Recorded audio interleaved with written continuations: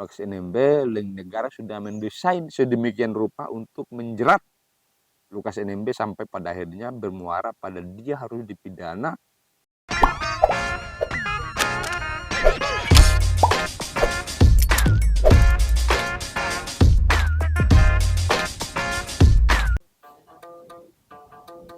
Baik, bismillah, assalamualaikum warahmatullahi wabarakatuh. Jumpa kembali bersama kami di apalagi nama ya kan?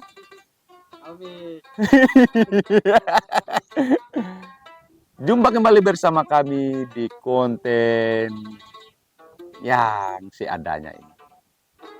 Konten kali ini kami bahas mengenai Lukas NMB. Kami punya kajian terkait dengan proses dari penangkapan Lukas NMB sampai dijadikan sebagai tersangka, dijadikan sebagai, bahkan sudah akan divonis sebagai narapidana oleh KPK melalui penyidiknya. Melalui berbagai macam diskusi yang panjang dan juga alot, kami menilai ada beberapa sudut pandang juga yang telah kami akumulasikan terkait dengan apakah secara administrasi hukum Lukas NMB patut dijadikan sebagai tersangka dan patut dijadikan atau patut divonis sebagai orang yang bersalah di perspektif hukum Indonesia kita hari ini. Sebelum kita membahas lebih jauh persoalan Lukas NMB ini, ada baiknya kita menilik dulu terlebih awal bagaimana perspektif hukum pidana, apalagi hukum formil yang sudah diterapkan oleh KPK pada saat menangkap Lukas NMB ini yang diduga melakukan pencucian uang, melakukan korupsi, atau dalam skema besar yang ada di Republik Indonesia ini tindak pidana korupsi.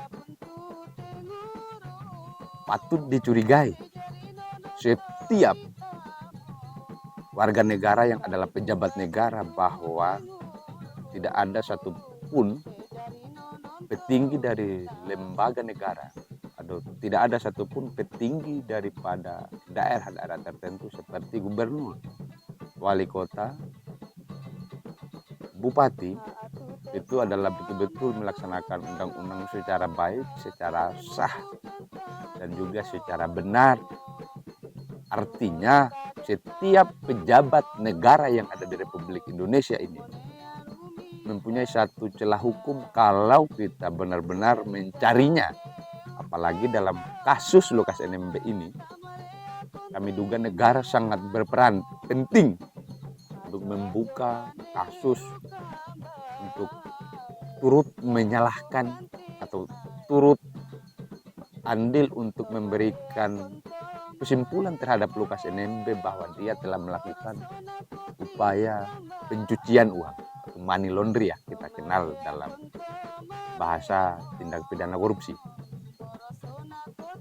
Sememangnya iya bahwa Lukas NMB melakukan tindak pidana korupsi, dalam hal ini melakukan pencucian uang, bahkan terakhir juga telah dibuktikan oleh Komisi Pemberantasan Korupsi bahwa telah melakukan juga upaya gratifikasi terhadap salah satu tambang yang ada di Papua sana.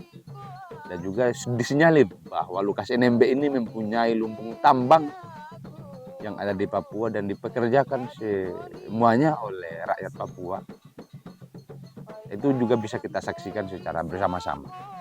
Nah, pada titik kulminasi yang kami mau kembangkan pada konten hari ini, itu adalah terkait dengan titik persoalan yang diemban oleh Lukas NMB.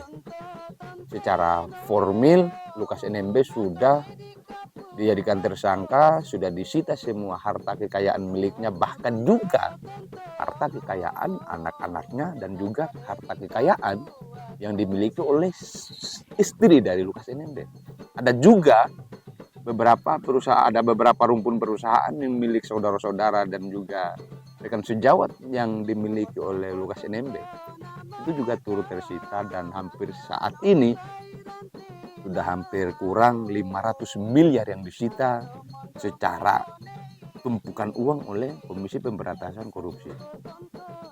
Kami bertanya sebagai warga negara, Loh sebegitunya KPK memberangus anak-anak bangsa yang mengabdi sebegitu lamanya, mengabdikan diri di hadapan negara melalui gubernur.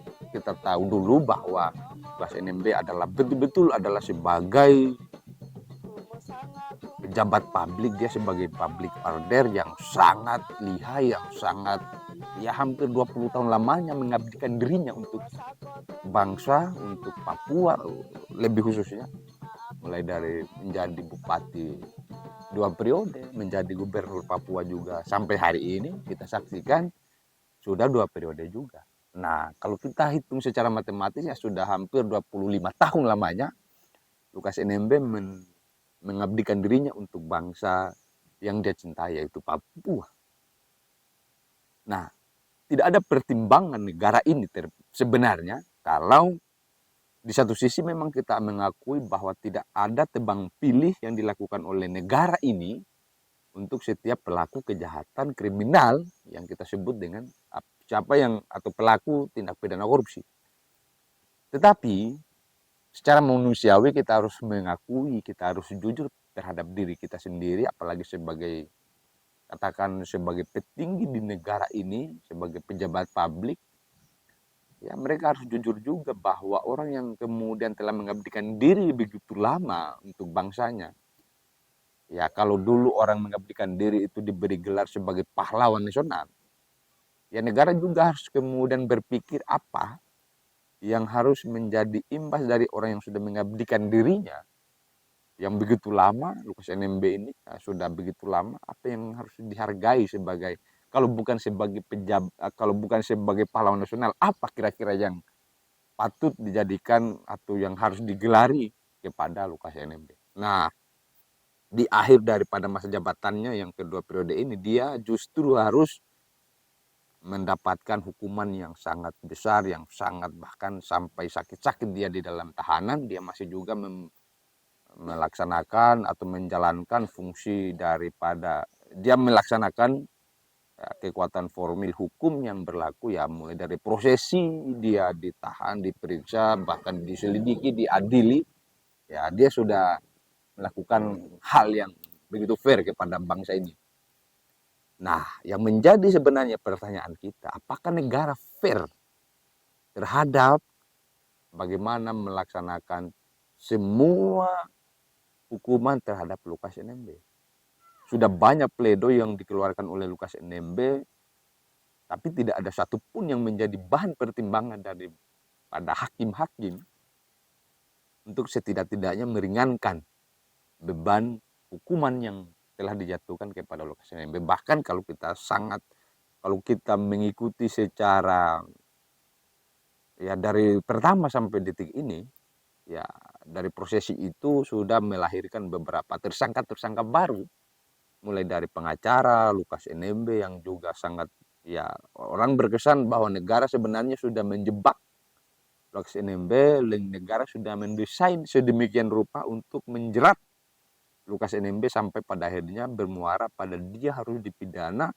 Dan kalau kita sebenarnya lihat secara umur, ya kalau dihukum misalkan kira-kira 4 tahun atau bahkan 6 tahun lamanya Lukas NMB, kira-kira beliau akan, ya mohon maaf, akan menghabisi sisa hidupnya di dalam tahanan, mengingat dia sudah sangat tua, dia sudah sakit-sakit, dan sakitnya juga tidak main-main. Sakitnya ya sakit yang memang akan berujung pada tidak kita doakan, tapi sakit yang begitu akan menjerumus pada kematian. Tapi kita tidak mendoakan itu.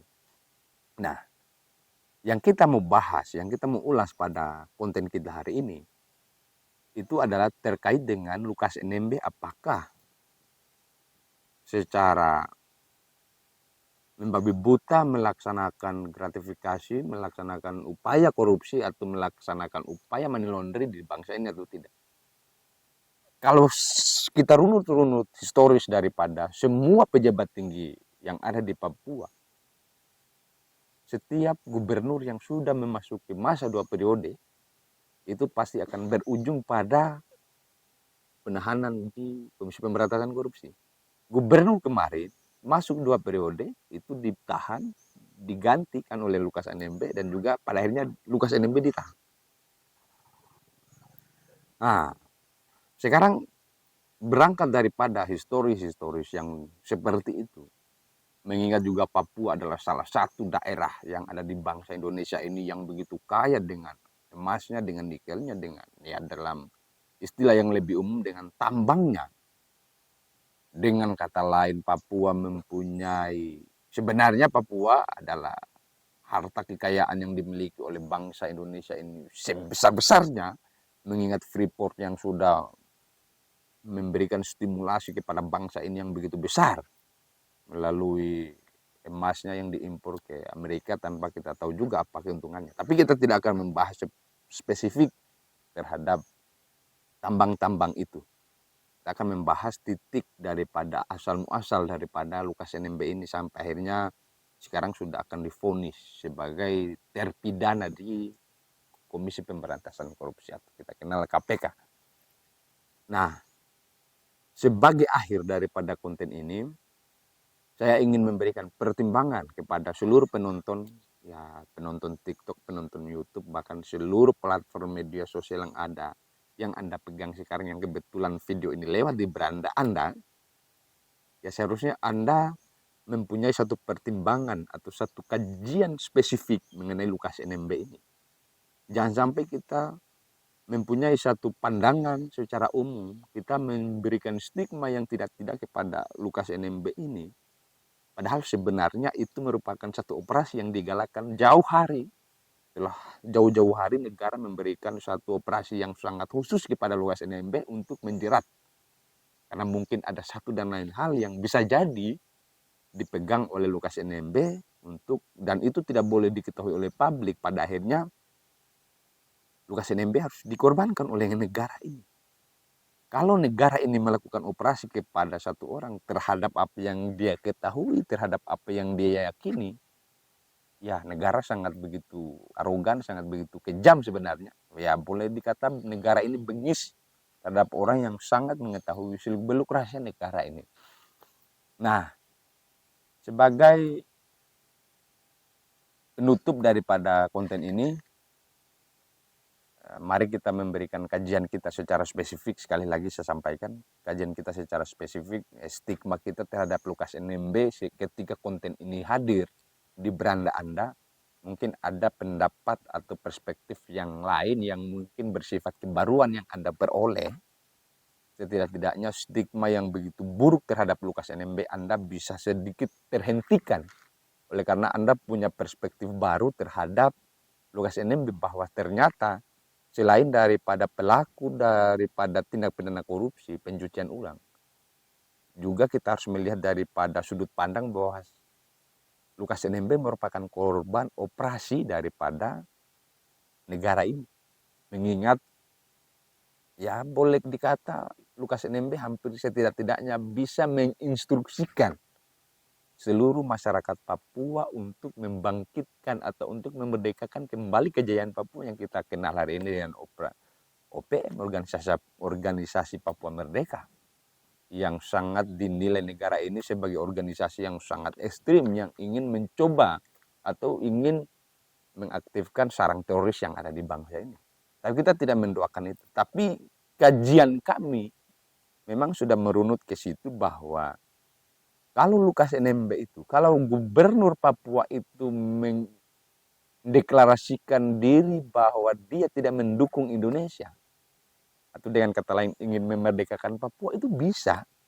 Dan seluruh OPM yang hari ini berada di tengah belantara hutan yang ada di Papua, itu bisa turun mengepung Papua dan menyatakan sembari merayakan kemerdekaan yang mereka sudah nanti-nantikan.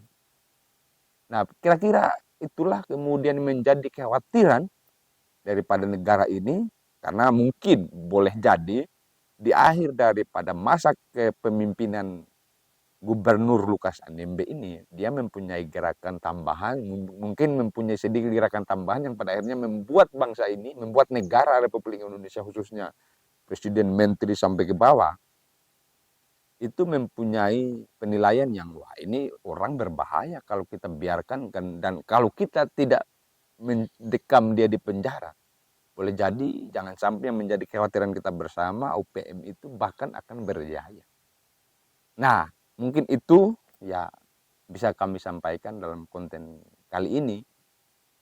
Ya, sebagai konklusi daripada ini bahwa ayo buka perspektif Anda mengenai Lukas NMB yang tadinya Anda memberikan stigma yang tidak-tidak kepada Lukas NMB dan juga kepada Komisi Pemberantasan Korupsi. Stigma itu mulai perlahan Anda coba kembali bangun secara original, secara netral, lalu Anda menilai dari sudut pandang apakah Lukas NMB ini mendukung OPM Merdeka atau justru akan bergabung kepada bangsa Indonesia ini dengan cara ya dia harus menjadi korban daripada KPK. Itu aja. Assalamualaikum warahmatullahi wabarakatuh.